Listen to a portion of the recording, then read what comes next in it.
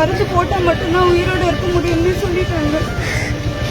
தயவு செஞ்சு help பண்ணுங்க. 16 கோடி செலவாகுன்னு சொல்லிட்டாங்க. இது வரைக்கும் கிரவுண்ட் ஃபண்டில் ஒரு 2 கோடி கலெக்ட் பண்ணிட்டோம்.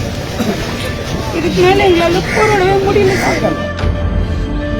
விஜயின் அலுவலக வாசலில் மகளின் உயிரை காப்பாற்ற பரிதவித்து போன தாய். புஸ்ஸி ஆனந்தை பார்த்த அடுத்த நொடியே ஓடோடி சென்று கண்ணீர் விட்ட தாயின் வழி. குழந்தைக்கு இந்த மருந்து போட்டால் மட்டும்தான் உயிரோட இருக்க முடியும்னு சொல்லிட்டாங்க. தயவு செஞ்சு ஹெல்ப் பண்ணுங்க சார்.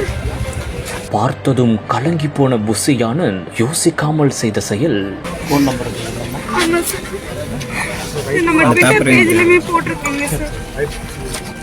திருவாரூர் மாவட்டம் நன்னிலத்தைச் சேர்ந்தவர்கள் தான் மதியழகன் மற்றும் சௌந்தர்யா தம்பதியினர். இவர்களுக்கு வருணிகா ஸ்ரீ என்ற ஒரு வயதில் ஒரு குழந்தை இருப்பதாகவும் கூறப்படுகிறது.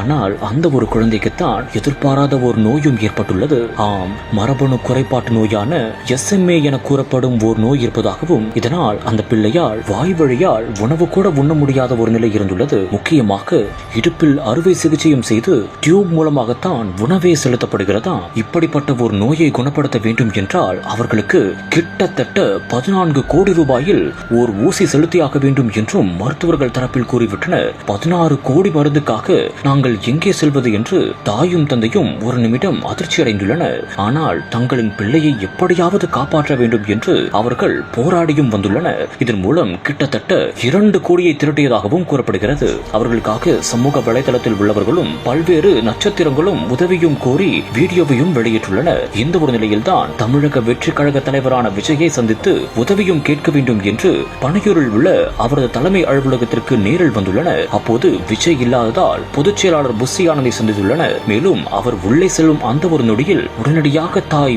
ஓடோடி சென்று அவரிடம் கண்ணீர் விட்டு அழுதுள்ளார். மேலும் தங்களின் மகளின் நிலைமையை எடுத்தும் கூறியுள்ளார். அப்போது புஸ்ஸி ஆனந்த் மகளின் நிலைமையை பார்த்துவிட்டு நான் விஜயிடம் கூறுகிறேன் என்று நிகழ்ச்சிகரமான ஒரு வார்த்தையை சொல்லிவிட்டு அங்கிருந்து நகர்ந்து சென்றார். இந்த ஒரு காணொலி சமூக வலைதளங்களில் தற்போது வைரலாக பரவி வருகிறது.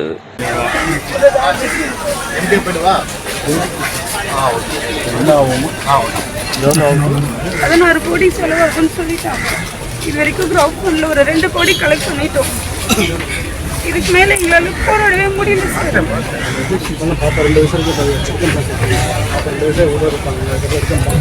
குழந்தைக்கு இந்த மருந்து போட்டால் மட்டும்தான் உயிரோட இருக்க முடியும்னு சொல்லிட்டாங்க. தயவு செஞ்சு ஹெல்ப் பண்ணுங்க சார்.